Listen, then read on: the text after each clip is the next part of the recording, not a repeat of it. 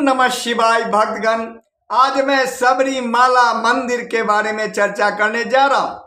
सबरीमाला मंदिर केरल के पत्तनम तिट्टा में स्थित है।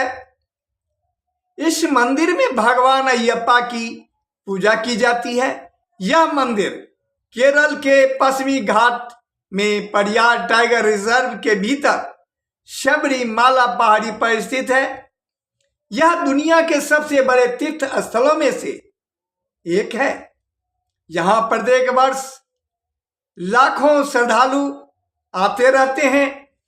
यह मंदिर अपनी धार्मिक और सांस्कृतिक महत्व के लिए जाना जाता है।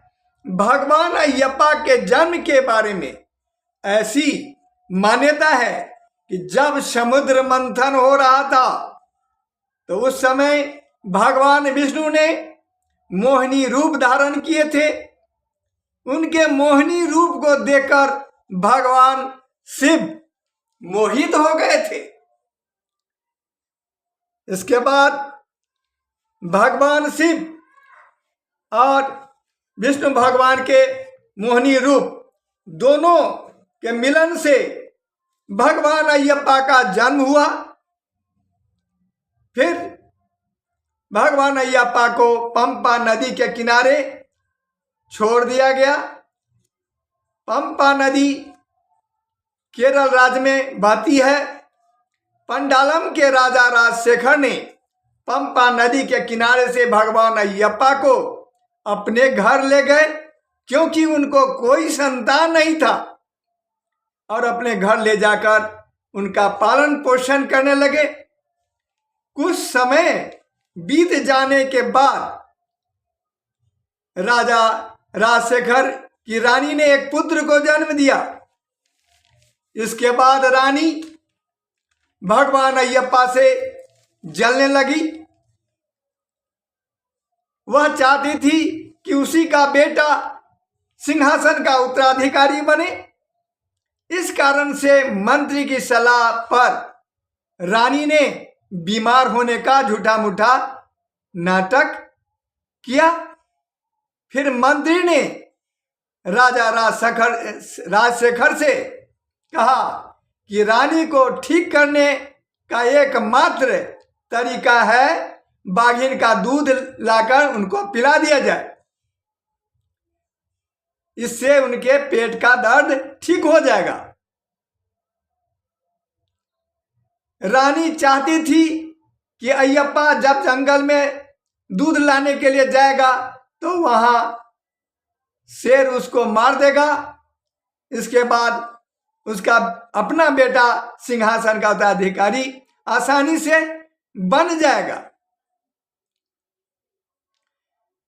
भगवान अयप्पा ने यह बात सुनकर बाघिन का दूध लाने के लिए जंगल जाने के लिए तैयार हो गया। इस पर राजा राजशेखर ने मना कर दिया। राजा राजशेखर के मना करने के बाद भी भगवान अयप्पा बाघिन का दूध लाने के लिए जंगल की ओर चले गए और वहां जाकर अपनी दिव्य शक्तियों का उपयोग किए और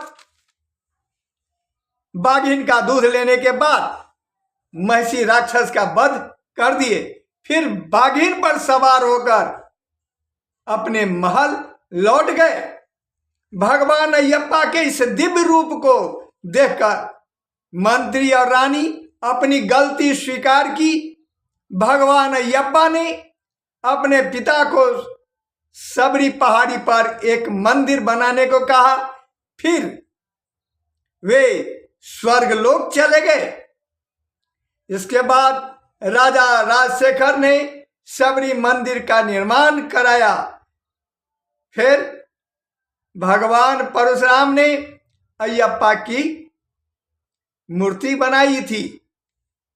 तो भक्तगण, ये थी सबरीमाला मंदिर के बारे में जानकारी।